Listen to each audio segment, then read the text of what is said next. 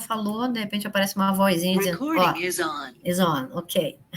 Então, minha gente, é exatamente aqui dos tricomas que nós temos os fitocannabinoides e os terpenoides, que são muito importantes para a ação sinérgica, que nós chamamos de efeito comitiva ou entourage.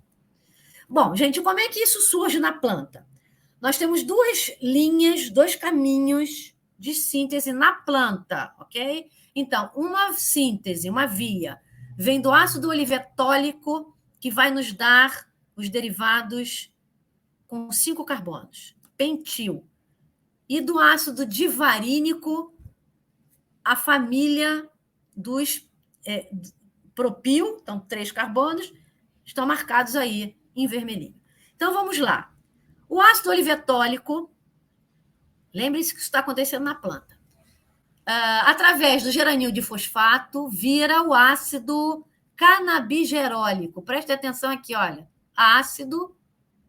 Aqui a estrutura, vejam só. Que a gente tem a estrutura do ácido olivetólico aqui. Né? O COH, esse que estava estruturalmente bonitinho desenhado, virou COH. E aqui a incorporação do geranil. Então, virou canabigerólico, de geranil, né? Sem o grupo fosfato. E ácido aqui. Muito bem. Quando a gente retira o grupo carboxílico, CO2, então, vai virar o CBG, o canabigerol. Muito falado hoje. Muito falado hoje. Tem médicos que prescrevem somente o CBG para tratar alguns grupos de pacientes, né? Muito bem. A partir, então, vamos voltar para o ácido canabigerólico. Nós temos na planta enzimas que foram chamadas de canabinoides sintases, que vão dar origem aos ácidos da família delta-9-THC, a terminação A no final é ácido, CBDA e CBCA, que vão sofrer descarboxilação, minha gente. A descarboxilação ocorre através de altas temperaturas, razão pela qual se fuma o cigarro de maconha. O cigarro de maconha, se tiver algum ácido, então delta-9-THCA, com a queima, ocorre uma descarboxilação que a gente chama de não enzimática, né? Então, do delta-9-THCA forma-se o delta-9-THC, o CBN, da família CBDA forma o CBD, da família CBCA forma o CBC e o CBL, cadeia N-pentil ou C5 fitocannabinoide. Agora vamos para o lado direito do ácido caminho, a via do ácido divarínico, que também é conjugado com geranil de fosfato. Mesma coisa, olha lá. O grupo COH, o grupo fosfato do geranil de fosfato não é inserido, óbvio, e vira ácido canabigero de geranil varínico, porque é do divarínico. Então, CBG, V, que é o varínico, A de ácido. Muito bem, que quando é descarboxilado vira CBGV. A diferença da família do olivetólico para o divarínico é que tem o V no final, né? Varínico, vem do ácido divarínico. Mesma coisa, olha, via canabinoide sintase vai dar origem a delta-9-THCV-A, que vira depois delta-9-THCV pela descarboxilação, CBNV, do CBD-VA vira CBDV, e CBCVA, CBCV, CBLV, cadeia N-propil, C3 fitocannabinoide. Então, nós temos duas famílias, uma família 5, outra família 3. Então, fitocannabinoides pentil, fitocannabinoides propil.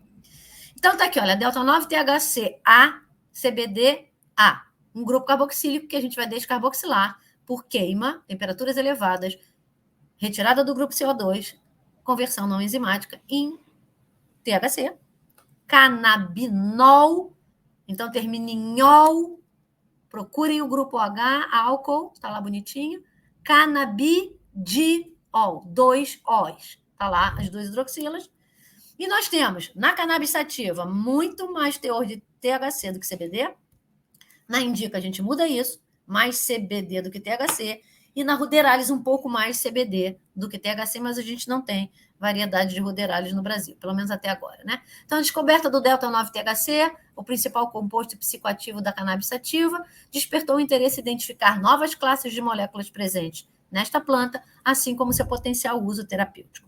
A partir desta descoberta, mais de 110 compostos ativos, potencialmente biológicos, foram isolados e chamados fitocannabinoides, cada um com estrutura única e perfil farmacológico diferente. Então, os fitocannabinoides têm 7 subclasses mais importantes, todas com estrutura alquil, anel, resorcinol. Muito bem, surge aqui, ó, resorcinol, o grupo alquil, marcado em vermelhinho, da família pentil.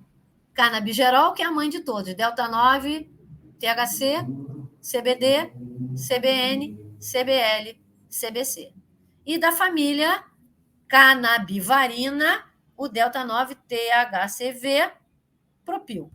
Essas são as 7 subclasses mais importantes presentes nos fitocannabinoides, obviamente relacionadas com atividades farmacológicas. Vamos lá, então. Canabigerol, um extrato de cannabis sativa com altas concentrações de CBG sem THC, aumentou a ingesta de comida em ratos no modelo experimental, e hoje nós temos vários modelos em humanos, relatos de mundo real, com uso de CBG para controle da doença de Parkinson. Como eu falei, tem muitos médicos, nós temos um, inclusive, na nossa equipe, o Dr. Flávio Rezende, lá do HU, que ele prescreve muito canabigerol para a doença de Parkinson. Extratos de cannabis sativa com CBG, tanto na forma ácida quanto descarboxilada, mostraram inibição da atividade da enzima aldose redutase e poderiam ser úteis na prevenção e tratamento de complicações da diabetes. São agonistas alfa-2 também, olha só. Não é seletivo somente para receptor CB1 e CB2. Ok? Isso é importante. A gente entender que existem outros receptores disponíveis. Eles, como agonistas alfa-2, receptor alfa-2, também acoplado à proteína G inibitória, predominantemente pré-sináptico, inibem a liberação de neurotransmissores. Quando o canabigerol, CBG, entra no receptor alfa-2 pré-sináptico, causa sedação como efeito no periférico, né? Central e periférico, relaxamento muscular e analgesia. Diminui a contração induzida pela acetilcolina na bexiga humana e esta ação não é afetada pelos antagonistas CB1 e CB2. Então, veja que coisa interessante, é uma modulação que não é feita pelos receptores CB1 e CB2. Delta-9-THC é o composto-chave da cannabis sativa com maior atividade psicoativa, agonista parcial. Então, o que é agonista parcial? Tem afinidade com eficácia, mas a eficácia é menor do que a máxima. Então, ele estimula, mas não estimula tudo, 100%. Portanto, ele estimula e inibe. Em alguns livros falam agonista-antagonista, né? Do receptor CB1, por isso pode ter efeito esse psicoativo, é no receptor CB1. E no receptor CB2, o delta-9-THC, tem efeito imunomodulador e anti-inflamatório. Todos os efeitos mediados por CB1 são causados pela alteração da neurotransmissão GABAérgica, glutamatérgica e liberação de dopamina. Adicionalmente, atua como broncodilatador, antioxidante, neuroprotetor e apresenta atividade anti-inflamatória 20 vezes maior do que o ácido acetilsalicílico, olha só, hein? E 2 vezes maior que o corticoide, hidrocortisona. Então, tanto maior do que analgésicos, né, anti-inflamatórios não esteroidais, quanto esteroidais. Os efeitos psicoativos do delta-9 incluem ansiedade, paranoia, alterações na percepção e déficits cognitivos. Então, há que se ter cuidado com dose. Quando a gente fala em dose, a gente entra no calcanhar de Aquiles do tratamento. Porque as doses são de acordo com o teor em cada óleo e muda de paciente para paciente. Então, a tendência é começar devagar, aumentar lentamente, é o slow, né? Aumentar lentamente e, se for preciso, retirar lentamente. Tá? Então, a gente começa com doses pequenas, se for o óleo, pinga 1 gota, 2 gotas, vai aumentando, né? para evitar esses efeitos psicoativos que podem ser, obviamente, perturbadores e comprometer a qualidade de vida do paciente. Após a administração de THC, tem a hipoatividade, o relaxamento, né? Hipotensão pela vasodilatação, pode causar catalepsia, causa analgesia e estimula o centro da fome, melhorando, então, a ingesta alimentar. O canabidiol também muito prescrito hoje em dia. Então, hoje em dia, nós temos muitas prescrições e produtos da Anvisa liberados com CBD e THC. Não tem nenhum produto da Anvisa liberado com CBG, por enquanto, né? Então, a pessoa tem que importar o óleo que contém CBG. Canabidiol, CBD, é considerado modulador alostérico negativo. O que é modulador alostérico negativo? Se é negativo, vai inibir. Mas modulador alostérico é que não compete com o mesmo sítio de ligação do ligante endógeno. Então, modulador alostérico negativo, ele é um inibidor ou um antagonista não competitivo, né? Em CB1, e pode ser um agonista inverso do receptor CB2. Agonista é aquele que entra no receptor e ativa. Só que ativa um mecanismo secundário ou alternativo diferente do ligante endógeno. Exerce seus efeitos farmacológicos através dos receptores de adenosina, glicina, opioides, serotoninérgicos, nicotínicos, pipar-gama e receptores não endocannabinoides acoplados à proteína G, como a gente já falou, que fazem parte daquele endocannabinoidoma, né? Também inibe o uptake, olha agora, também inibe o uptake da anandamida, ou seja, inibe o transportador ente. A anandamida não vai entrar na célula, olha que legal. Eu aumento o tempo de minha vida. E inibe a FA, aumento mais ainda o tempo de minha vida da anandamida. 2AG também, mas principalmente a anandamida. Então, aí tem muita relação com o efeito terapêutico do CBD. É aumentar o tempo de minha vida da anandamida. É modulador alostérico agora positivo de 5-HT1A, receptor da serotonina. Modulador alostérico positivo. Estimula, é um agonista, mas não compete pelo mesmo sítio. Tem agonista não competitivo. A ativação desses receptores está envolvida na neuroproteção in vitro e em modelos animais, né? Então, a gente faz um modelo animal, uma cultura de célula animal e testa isso, por isso in vitro, né? As propriedades anti-inflamatória e antioxidante do CBD mostram um perfil neuroprotetor contra patologias hipocampais, como a doença de Alzheimer. Olha que maravilha, né? Vários estudos in vitro mostraram o efeito do CBD em vias carcinogênicas, como danos oxidativos, proliferação celular e produção de citocinas pró-inflamatórias. O CBD exerce um papel de destaque no tratamento das convulsões e epilepsias refratárias em crianças e adolescentes. Então, minha gente, o primeiro projeto que eu trabalhei foi o Farmacannabis, da professora Virgínia, da Faculdade de Farmácia, e era exatamente com esse foco, o efeito anticonvulsivante em crianças e adolescentes com epilepsias refratárias. Epilepsias refratárias, minha gente, para quem não sabe, é um quadro clínico extremamente prejudicial para crianças e adolescentes, obviamente, né? Onde as crianças fazem 300 crises convulsivas por semana, às vezes fazem 40 por dia.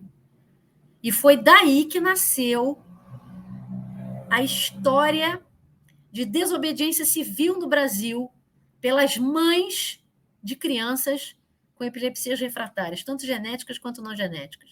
Dravet, Ohtahara, Rett. A desobediência civil no Brasil começou em 2013 para 2014, quando as mães brasileiras ficaram sabendo que mães americanas já utilizavam cannabis, óleo da cannabis. Então, plantavam, cultivo, extração de cannabis, de variedades da planta cannabis, para usar nos seus filhos. E aí começou, então, o uso mesmo de substâncias do tráfico no Brasil, com esse intuito. E muitas mães foram chamadas à justiça para explicar o porquê que estavam utilizando. Foi assim que começou, minha gente. Em 2013, desobediência civil total. E daí nasceu o filme legal, A Vida Não Espera, que também está disponível no YouTube. Vejam, para mostrar a força dessas mães querendo melhorar com a condição clínica e a qualidade de vida das suas crianças. E nós, nesse projeto Farmacannabis, observamos isso. As crianças recuperavam, primeiro que saíam das crises, e depois recuperavam a qualidade de vida. Voltava a frequentar a escola, voltava a jogar futebol, fazer atividade física. Eu presenciei, eu tive a oportunidade, eu tive o presente na minha mão, né, de presenciar isso, dos pais relatando essa melhora com crianças. E era usado spray, ou Sativex, né? Ou era utilizado óleo, fazia, gente, uma aplicação na mucosa oral, na bochecha da criança. E a crise epilética cedia. Tinham crianças que usavam 5 anticonvulsivantes e que foram sendo desprescritos à medida em que a cannabis, que o óleo de THC e CBD combinado, melhoravam as crises, tiravam as crianças das crises. Né? Então, é muito importante a gente dar o mérito à parte farmacológica, ao uso clínico da cannabis. Né? O CBD, quando associado ao THC, então é muito comum a gente ver essa proporção de 1:1, às vezes 3:1. Os produtos liberados pela Anvisa, eles têm um teor, né? E o permitido tem 15 produtos vendidos na farmácia hoje, liberados pela Anvisa, que tem até 0,2, 0,3% de THC. Acima disso, só tem um produto, e aí já é necessário o talonário amarelo. Para a prescrição do outro, não, mas tem o talonário azul e amarelo que entram de acordo com a especificação do teor de, principalmente, THC, porque é uma substância que é proscrita por causa da psicoatividade, né? Então, o CBD, quando associado ao THC em proporção 1:1, é indicado para espasticidade presente na esclerose múltipla. E foi, como eu já falei, através dos estudos em esclerose múltipla que a Anvisa liberou em 2017 o Mevatil, para ser vendido em farmácias comerciais brasileiras. Esse aqui é um overview das doenças nas quais o CBD mostrou efeitos benéficos. Né? Então, esse é um artigo de 2017 e a gente relata aqui, olha, doença de Alzheimer, Parkinson, esclerose múltipla, Huntington. Olha agora, hein? Injúria por isquemia e hipóxia, injúria cerebral, injúria cardíaca. Então, tem um efeito neuroprotetor do CBD, que é de curto prazo, né, mas que tem inibição de excitotoxicidade, estresse oxidativo. Maravilhoso isso para diminuir a inflamação do sistema nervoso central. Né? Dor, psicose, ansiedade, depressão, câncer, náusea, doenças inflamatórias, artrite reumatoide, infecções, doença de Crohn, intestino inflamatório, doenças cardiovasculares e complicações da diabetes. Então, são usos que, obviamente, de 2017 para cá, muitos estudos comprovaram a eficácia dos fitocannabinoides no tratamento dessas doenças. O canabicromeno, que é o CBC, é um dos canabinoides mais estáveis, não mostra nenhuma psicoatividade mediada por CB1, é ativador de um receptor também da família TRP, só que não é o V, é o A1, nos processos inflamatórios, parece reduzir os níveis de óxido nítrico, um importante agente inflamatório e algésico, interleucina 10, interferon gama e macrófagos peritoneais, ativados por LPS, que é lipopolissacarídeo bacteriano, que a gente usa in vitro para estimular a produção de substâncias como NO, interleucina e interferon, substâncias pró-inflamatórias, né? Cannabiciclol é uma mistura racêmica de fitocannabinoides que ocorre durante estocagem de partes da cannabis sativa, na presença de luz. Então, vejam, gente, o que pode interferir no teor quando se vai cultivar uma variedade é o solo, o ambiente, né, umidade, muito vento, presença de luz, que muda as propriedades. Então, mas as propriedades biológicas permanecem desconhecidas do cannabiciclol. Então, é importante saber como cultiva, obviamente que vai mudar. Então, extrair um óleo. Na mesma variedade, a gente pode ter composição diferente. Por causa disso, muda o solo, muda vento, muda a luz. Né? Então, a gente tem variações ambientais que ocorrem em variações de teores. Canabinol, a concentração do canabinol depende da idade, olha lá, em condições de estocagem, apresenta baixa afinidade por CB1 e CB2.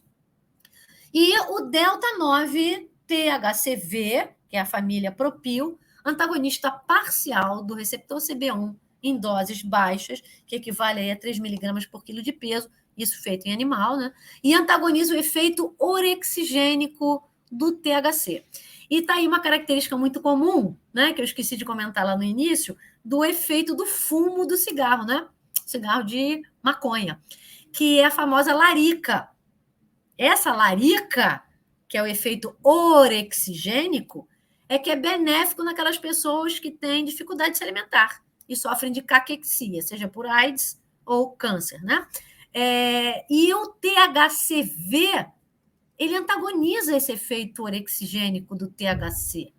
Então, se a pessoa quer o benefício clínico do THCV, tem que saber se ela come bem, se é bem nutrida, se ela tem uma boa ingesta alimentar.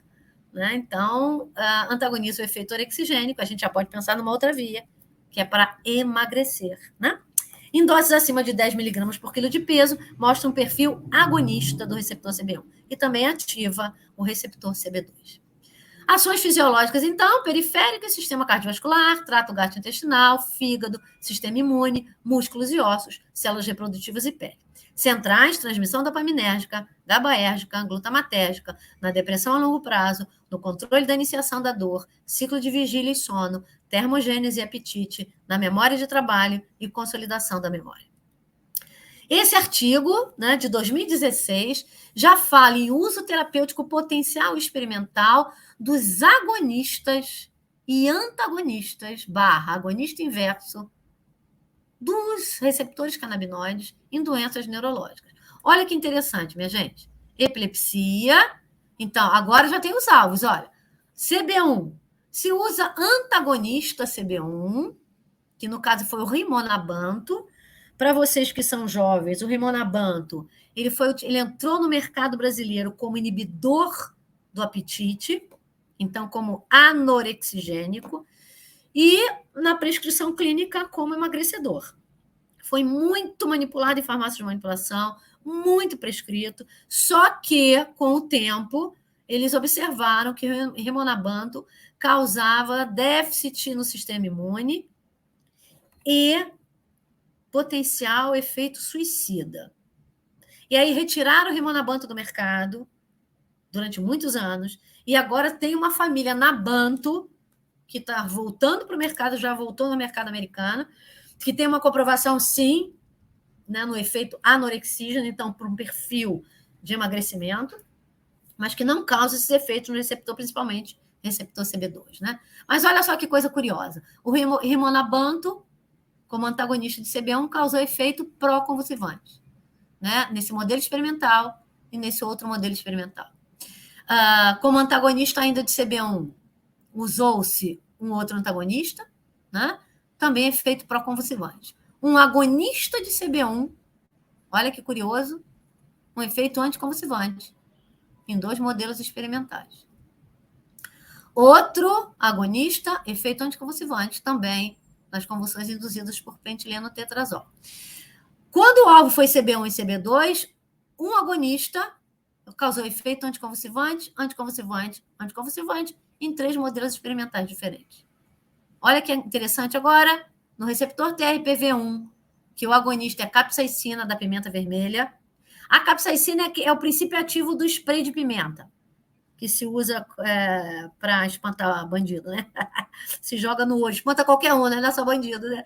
Então, a capsaicina irrita o olho justamente por causa da ativação do receptor TRPV1, efeito pró-convulsivante, e também pró-convulsivante quando se usou o ALDA nesses 3 modelos experimentais diferentes. Já a capsazepina, vejam, capsaicina é o princípio ativo da pimenta vermelha. A capsa, mantiveram um prefixo, zepina, é um antagonista do receptor, já tem o efeito anticonvulsivante. Na Coreia de Huntington, idem, olha lá, antagonista CB1, neurotóxico, agonista CB2, neuroproteção, antagonista CB2, neuroproteção, CB1, CB2, agonista, neurotóxico. Na doença de Parkinson, antagonista CB1, neuroproteção, sem efeito são modelos experimentais diferentes, né? Aqui humano, e neuroproteção. E agonista CB1, CB2, neuroproteção. Na doença de Alzheimer, agonista CB2, neuroproteção, CB1 e CB2 também 3 agonistas, neuroproteção nos 3, melhorando, então, o quadro de demência da doença de Alzheimer. Esclerose múltipla, antagonista CB1, neurodegeneração, piorou o quadro, agonista CB2, neuroproteção, e agonista CB1, CB2, neuroproteção. Esse artigo também é muito importante vocês lerem. Aqui, do artigo de 2018, é um envolvimento, um resumo, né, do envolvimento de fitocannabinoides em diversas desordens. Olha lá, gente. O delta-9 THC e CBD na dor, delta-9 THC e CBD na esclerose múltipla, na anorexia, aí já o CBG, olha que legal, náuseas e vômitos delta-9 THC, colite, já entra CBG, e o ácido, a forma ácida do delta-9 THC, desordens do sono, síndrome de Tourette, ansiedade, epilepsia, um ponto de interrogação para o delta-9 THCV, esquizofrenia, doença de Alzheimer, doença de Parkinson, um ponto de interrogação para delta-9, CBD, delta-9 THCV e agora CBG também, comprovado o uso em doença de Parkinson. Bom, entramos agora na família dos terpenoides, minha gente. Terpenoides são os responsáveis pelo cheiro. Né? Se a gente entra na Mata Atlântica, a gente sente aquele cheiro, né? Maravilhoso. Eu falo Mata Atlântica, mas aí a gente acha que tem que se embrenhar pela floresta. Não. Né? Quem for em Belém, no Pará, vai entrar num parque maravilhoso, né? Que está construído há pouco tempo, tem talvez 5 anos, 7 anos, no máximo. E quando você entra, né? Então tem pessoas andando de bicicleta, patins, aqueles triciclos. É muito maravilhoso o cheiro. É impactante o cheiro. Aí nós, né, já com farmacêuticos, com as narinas apuradas em gnosia e farmacognosia, nós sentimos melhor os cheiros dos terpenoides. Então, mais de 200 terpenoides responsáveis pela fragrância da cannabis sativa. Por isso, gente, que a gente sabe quando a pessoa que está fumando maconha, né, tem um cheiro bom, um cheiro de mato, de mata mesmo, né, de floresta, é a cannabis sativa com seus terpenoides. Quando o cheiro é já um cheiro azedo, um cheiro meio desagradável, é porque não tem mais terpenoide ali. E vai acontecendo isso, né? Então, com a estocagem, vai mudando as reações químicas que o ambiente, umidade, luz, estocagem, armazenamento, provocam a perda dessa fragrância, né? Então, foram identificados nas flores e folhas e podem representar 10% do conteúdo dos tricomas que nós vimos lá, que são chamados tricomas glandulares, né? Onde tem os fitocannabinoides. Os mais comuns e altamente voláteis na cannabis sativa, limoneno ou D-limoneno, mirceno, beta-mirceno e alfa-pineno. A mistura de diferentes terpenoides e fitocannabinoides mostra uma estratégia defensiva, mecanoquímica, sinérgica contra os predadores. Olha que legal! Então, não é só o aroma, ela tem uma função, a função de proteger a planta, né? A produção dos terpenoides muda de acordo com as condições do meio, a quantidade aumenta com a exposição à luz, condições estressantes para a planta, mas diminui com a fertilização do solo. Outros terpenoides presentes, beta-cariofileno, o D-linalol, fitol e o cariofileno óxido. Então, o efeito entourage, do francês, ou comitiva, que quando eles estão juntos, fitocannabinoides e terpenoides, o efeito é potencializado. O D-limoneno, por si só, sequestra radicais livres, efeito ansiolítico mediado pela serotonina e dopamina no córtex pré-frontal e hipocampo de camundongos. O metabólito, que é o ácido perílico, mostrou efeito anti-estresse no cérebro de ratos. A efetividade contra refluxo gastroesofágico resultou em patente e efeito sobre a apoptose em câncer de mama e atua sinergicamente com THC, CBD e CBG.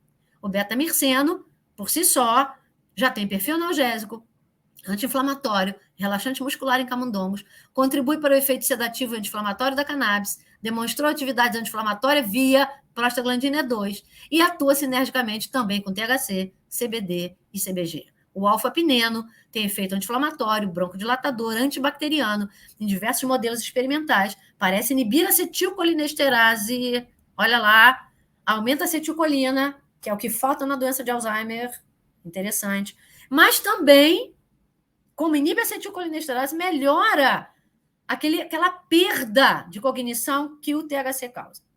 Então, o efeito entourage aí é maravilhoso. Atua cineticamente com THC e CBD, não muito com CBG. O beta-cariofileno é o sesquiterpeno predominante na cannabis sativa. É um agonista total do receptor CB2, efeito anti-inflamatório, analgésico e antimalarial. Atua sinergicamente com THC e CBD. Óxido cariofileno ou cariofileno óxido, efeito antiagregante plaquetário in vitro, é o componente responsável. Olha que legal, gente. É o óxido cariofileno que é identificado pelos cachorros na polícia. Quando eles soltam lá os cachorros para identificar o cheiro da cannabis, quando é usado pelo tráfico, vem embalado, e às vezes está bem camuflado. Mas olha o poder desse terpeno. E os cães são treinados para sentir o cheiro do óxido cariofileno ou cariofileno óxido. Né?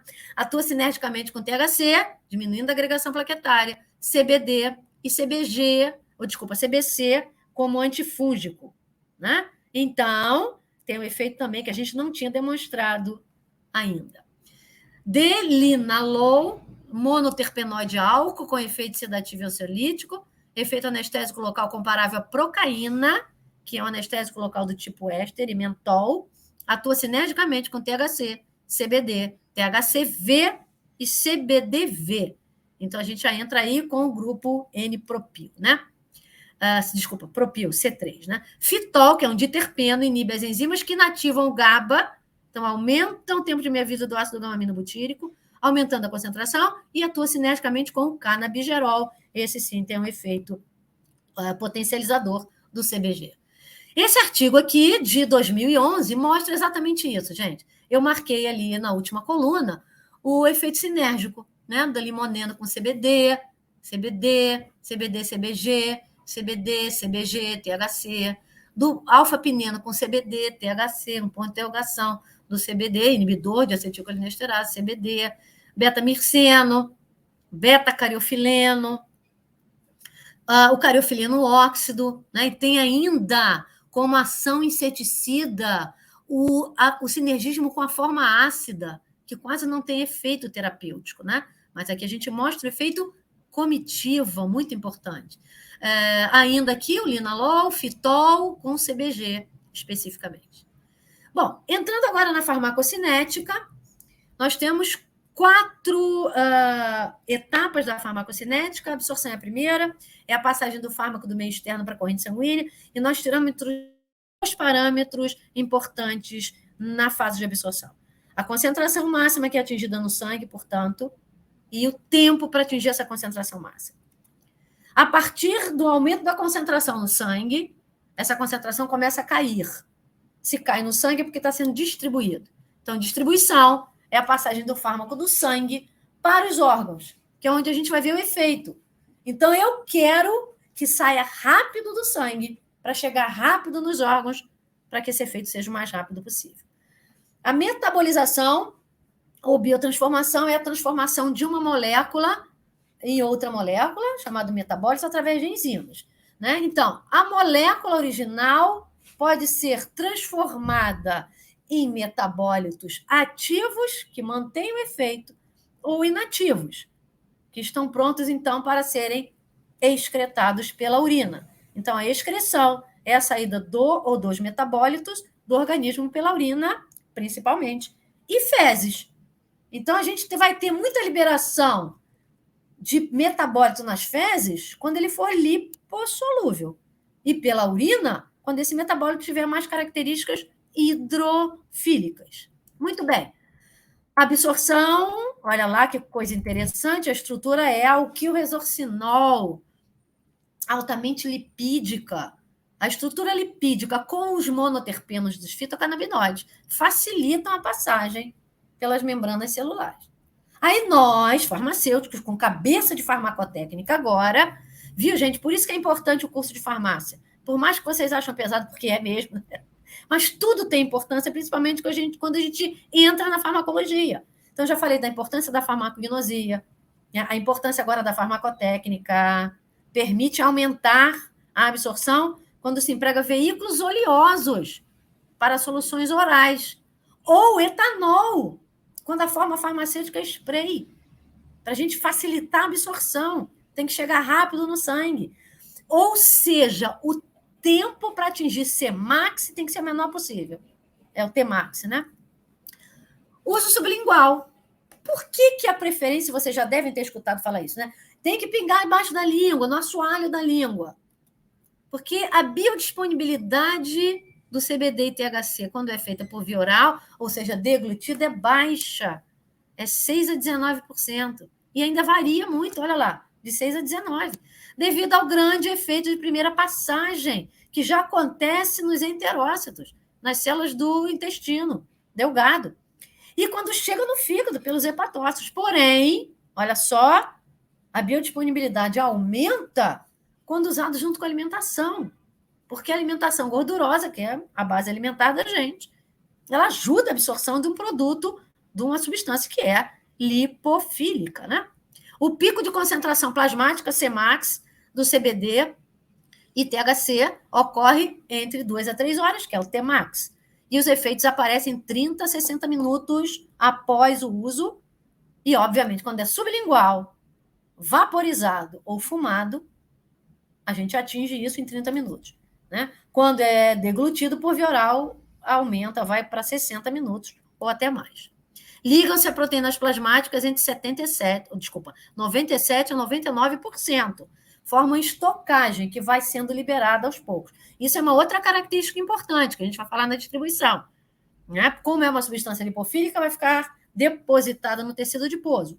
Né? Mas aqui é estocada em proteínas plasmáticas, que então é alta afinidade, 99% chega de ligação à proteína plasmática. Então, isso requer que a pessoa tenha proteína plasmática, principalmente a albumina. Né? Distribuição, são rapidamente distribuídos para órgãos mais vascularizados. Então, os órgãos mais vascularizados, coração, pulmão, vão receber mais rápido. Obviamente que quando a distribuição acontece, já depois da absorção, então, vem logo a distribuição, a concentração plasmática vai caindo. Mas é o que eu quero inicialmente. Eu quero que chegue rápido nos tecidos. Por isso que eu quero um tempo de meia-vida. E aí a gente vai abrir um parênteses aqui para definir o que é tempo de meia-vida e quais são os tempos de meia-vida. Então, tempo de meia-vida é o tempo que demora para a concentração do fármaco cair a metade no sangue. Então, vamos imaginar que a concentração máxima foi 100 microgramas, nanogramas, picogramas, independente do que seja a unidade. Então, vamos lá, 100 unidades. Cai para 50.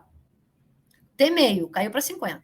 Mas de 100 para 50, caiu por quê? Porque os 50, restantes, né? Os 50 foram distribuídos para chegarem nos órgãos para fazerem o efeito. Ótimo. Eu chamo isso de T-meio de distribuição ou T-meio alfa. Então, é o tempo que demora para a concentração do fármaco cair a metade no sangue, porque está sendo distribuído para fazer o efeito. É o que eu quero. Então, eu quero um T-meio alfa curto. Significa que vai chegar rápido nos órgãos para fazer o efeito. E o outro T-meio, que tem o mesmo conceito, a mesma definição, é o tempo que demora para a concentração plasmática cair a metade no sangue, concentração do fármaco, porque está sendo eliminado, está saindo. Então, esse é o T-meio beta. E eu não quero que seja eliminado rápido.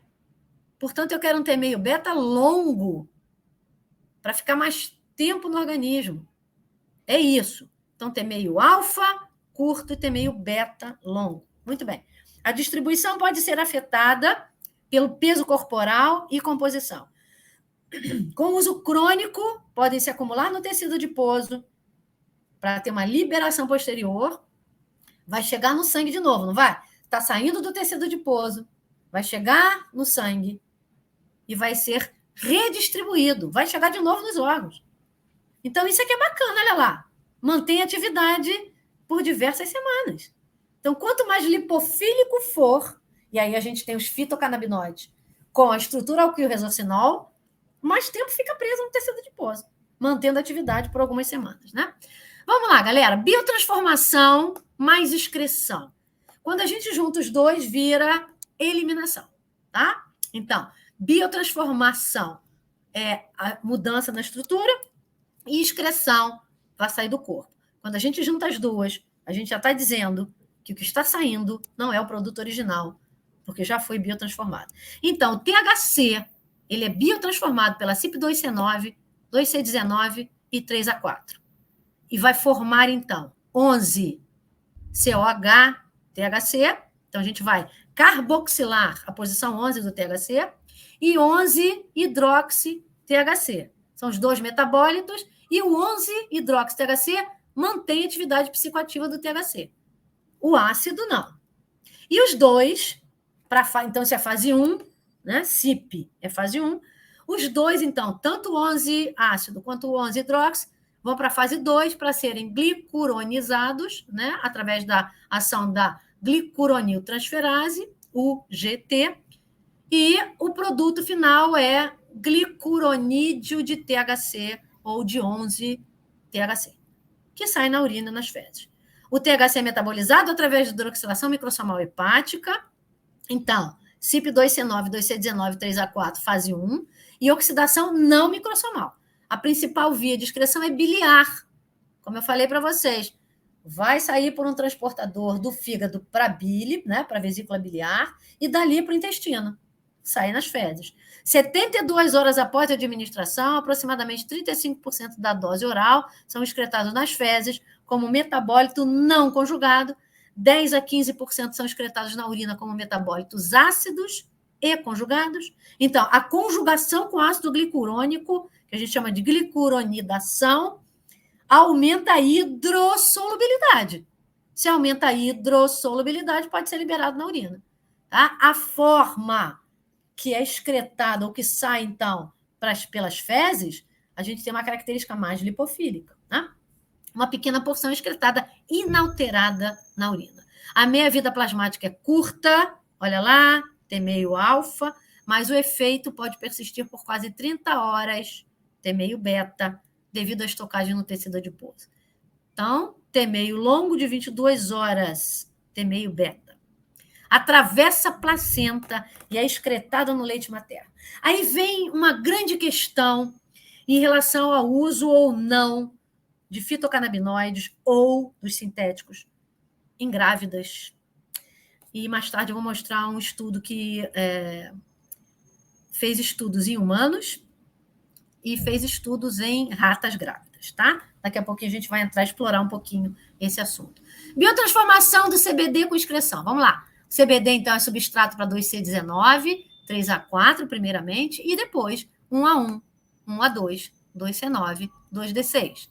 Forma o metabólito 7-hidroxi-CBD, fase 1, portanto, que vai para a fase 2, glicuronidação, através da UGT, glicuroniltransferase 1A7, 1A9, 2B7, fezes e urina, metabólitos hidroxilados e carboxilados. Após a administração de uma dose de 20 miligramas de CBD, 33% são excretados nas fezes e 16% na urina. Também tem um tempo de meia-vida longo, igual ao THC, porque fica estocado no tecido adiposo, então varia aí entre 20 a 30 horas.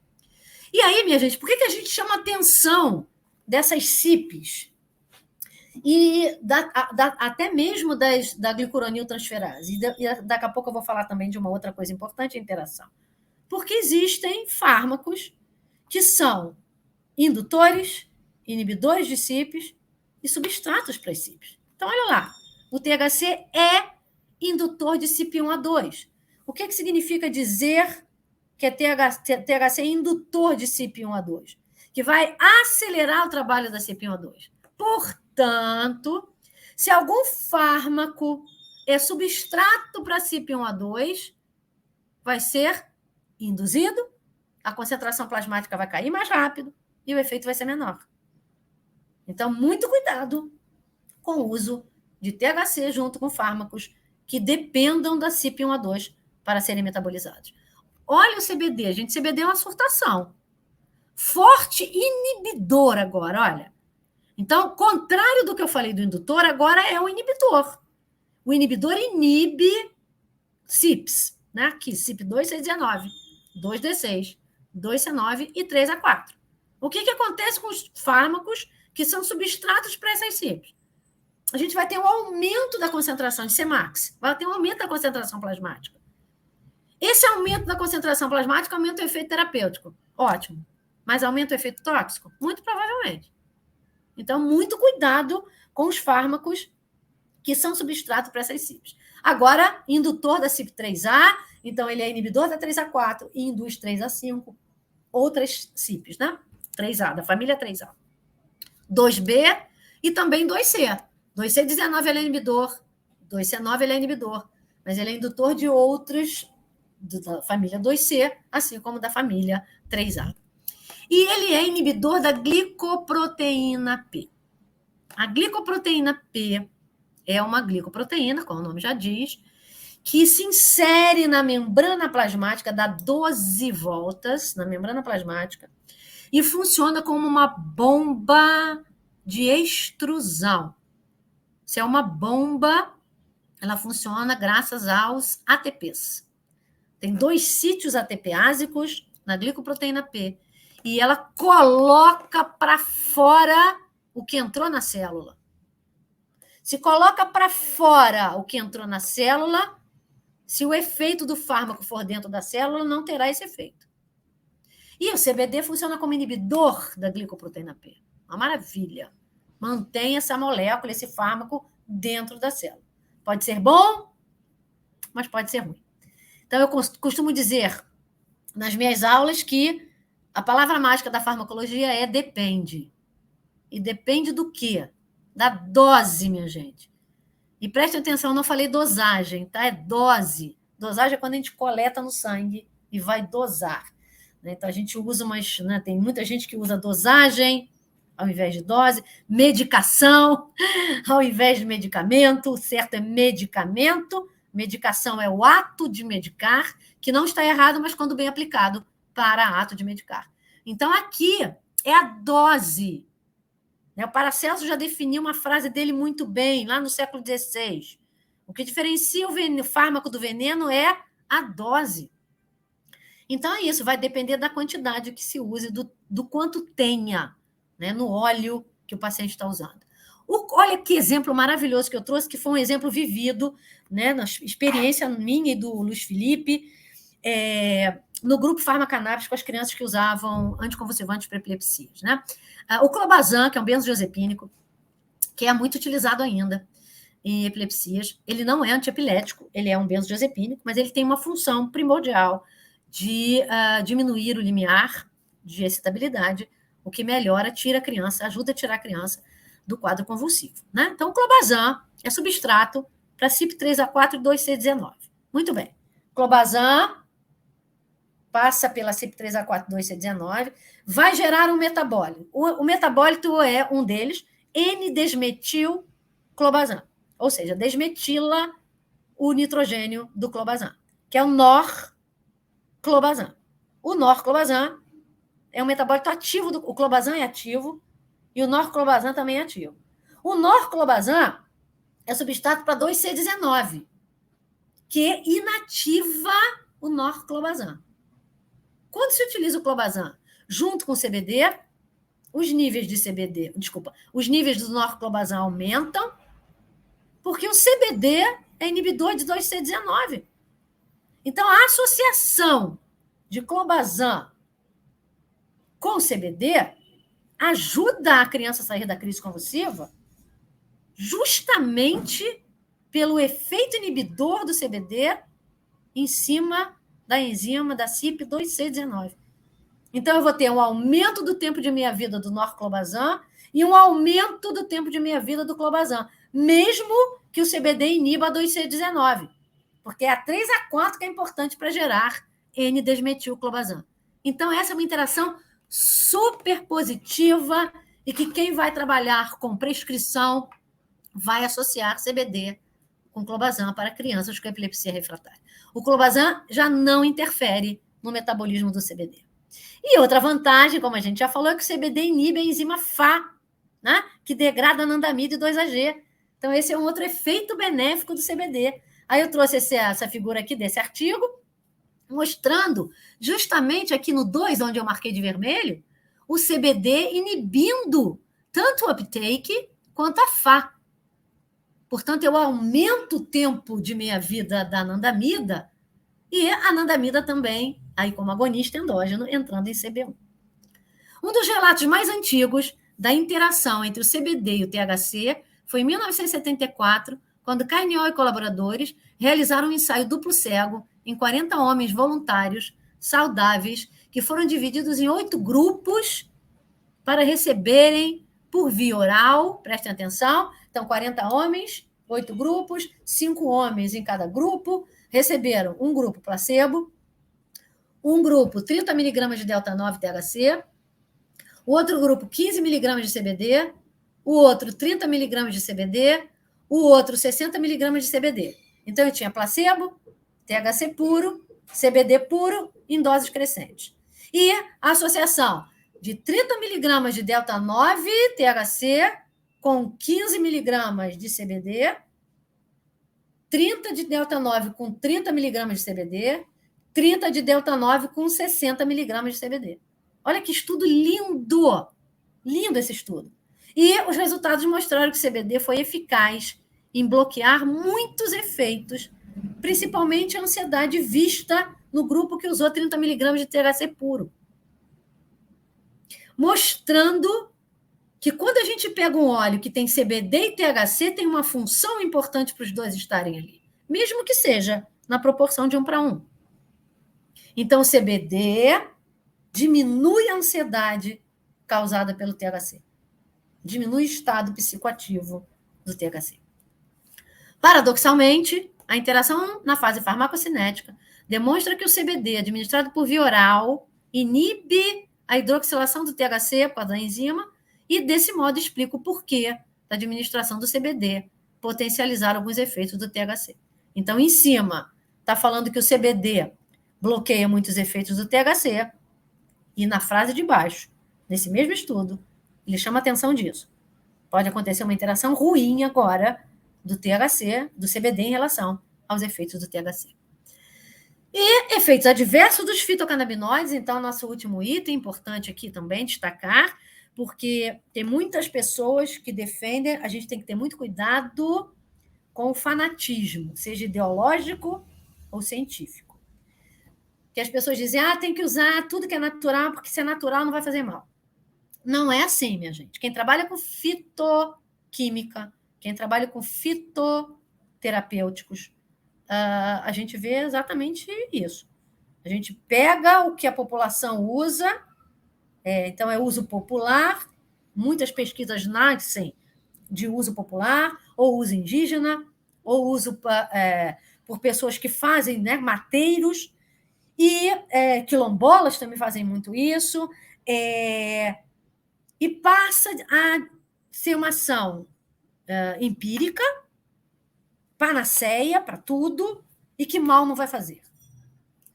Quem trabalha com ciência nunca fala isso, né? A gente tem que ter sempre muito cuidado em relação a afirmativas. Então, existem estudos mostrando, e a gente vai falar aqui um pouco deles, né? Existem estudos mostrando que realmente não tem diferença clínica, aí sim, entre fitocannabinoides e outros. Por exemplo, fitocannabinoides e opioides em relação à dor, né? Em fitocannabinoides e antieméticos, efeitos que eu estou falando adversos, né? Então, é muito importante a gente entender que, eu falo isso para os meus alunos também, toda molécula, todo fármaco trata, porém maltrata. Maltratar é isso. Quais são os efeitos que o paciente tem que lidar, porque é um combo, não tem jeito. Mas se os benefícios são maiores que os efeitos adversos, justifica o uso, ok?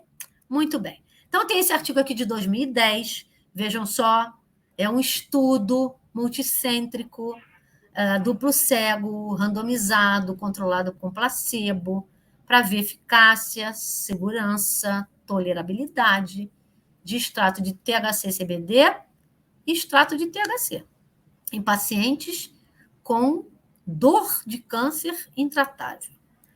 Né? Então, também é um artigo muito importante, eu só destaquei aqui os efeitos adversos, que é o que mais interessa para a gente. Né? O que eles fizeram? Olha lá. Eles fizeram o grupo do THC-CBD, que usou o extrato, o uso que usou só THC, e o placebo, não usou nada. Vamos comparar N e percentual?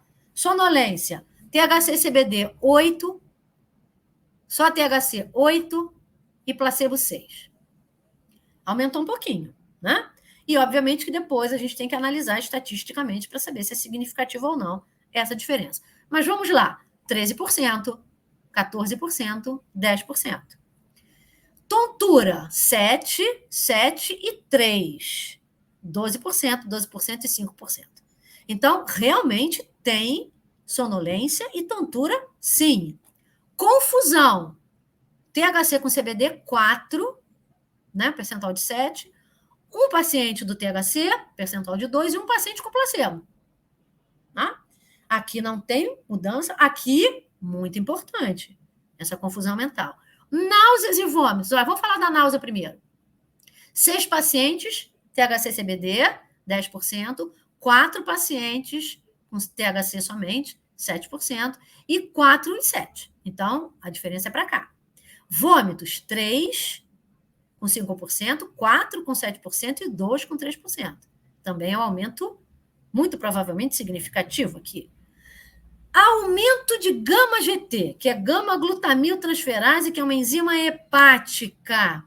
E aqui talvez esteja o maior problema, a maior implicação com o uso crônico de THC e CBD e, às vezes, um pouco o CBG nesse meio, mas esse estudo aí não avaliou o CBG.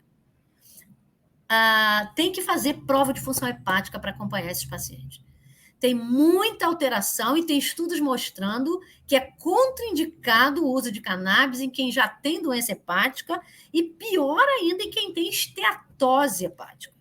Então, nós temos um aumento da gama-GT mostrando isso. Olha lá, N de 2 com 3%, N de 5 com 9% para THC, contra 1 N de 1 e 2% do placebo.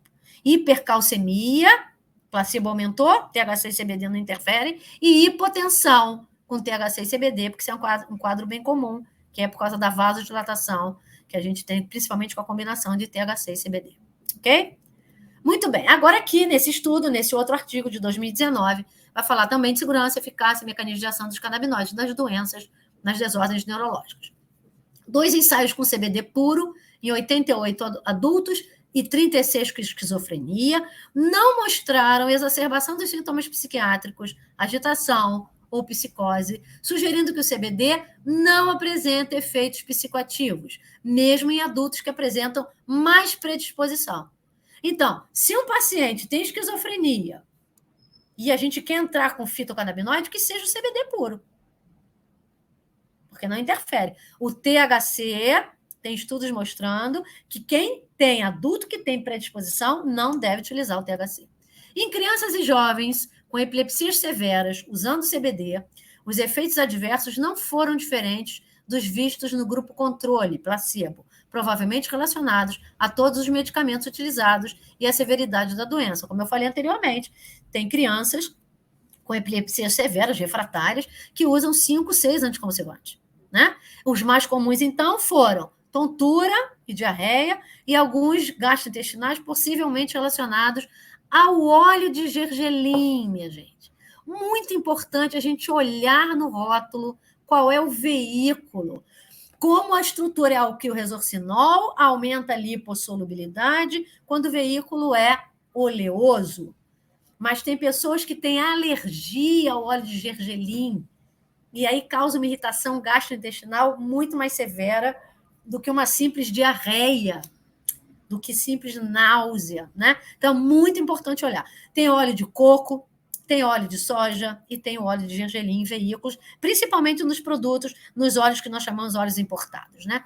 Eventos adversos sérios atribuídos ao CBD, né? Aumento de transaminases, trombocitopenia, que é diminuição de plaquetas, diarreia severa ou perda de apetite. E atribuídos ao CBD, principalmente também quando associado ao THC. Muitos pacientes apresentam valores elevados dos parâmetros de função hepática por estarem utilizando também o ácido valproico, que é outro anticonvulsivante muito utilizado em crianças e adolescentes com epilepsia parcial, que nós chamamos de convulsão parcial, né? Sugerindo que o CBD potencializa essa injúria hepática. Vários estudos mostram que, em geral, o CBD foi bem tolerado pelos pacientes. E aí, minha gente, para responder aquela pergunta lá na frente que a gente fez sobre atravessar a placenta, sobre o